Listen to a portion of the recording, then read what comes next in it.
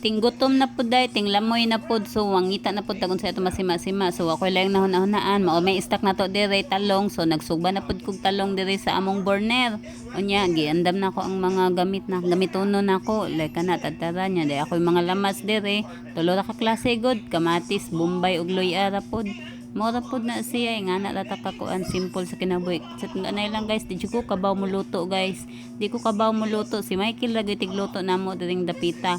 Siya mo hilig kay luto-luto. Kana mga gamit namo da sa kusina pang luto-luto. Iyahan ang mga tripping guys, iyahan ang mga gamit kaayo kay ako di ko kabaw mo luto. Kay ba ako maninda guys, bisag ibaligya patamo char bitaw.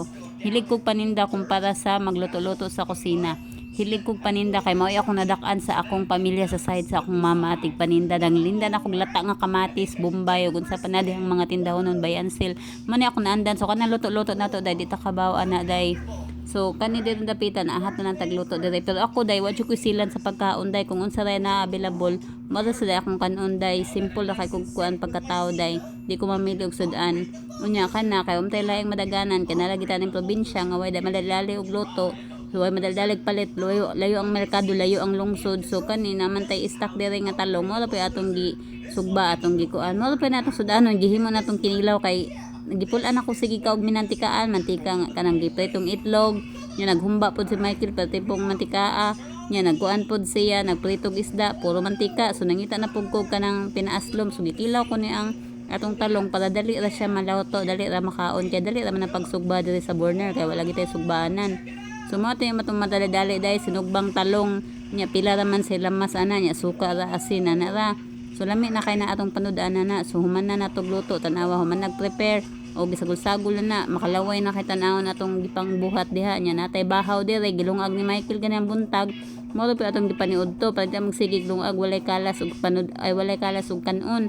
So mo na diha o kami ramang duha sa batang gamay o ni plaster na ta diha mo na sila musudan. So aman misudan nga baboy kuan humba nga bahaw ug kanang pinireto nga bahaw pero mas ganahan kog lain na pong putahe. So mao ni sila na po mukaon to balik-balik so nangaon mi sa gamay gamitoy na ko nga bata o dako kay nga buyag sa ning bata kay kusog kay mukaon plugas lumliwat na ako.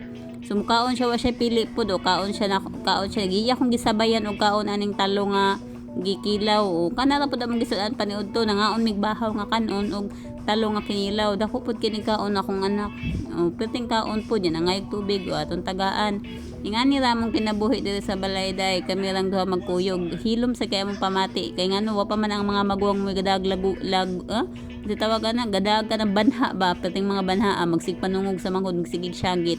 Uy nga nakalami atong kaon day di mo hilig og talong di mo maglaway ana day patig lami o dako kay nga akong anak day bisag talong la na siya day nga gikilaw pero kusog kay mo ka akong anak o nga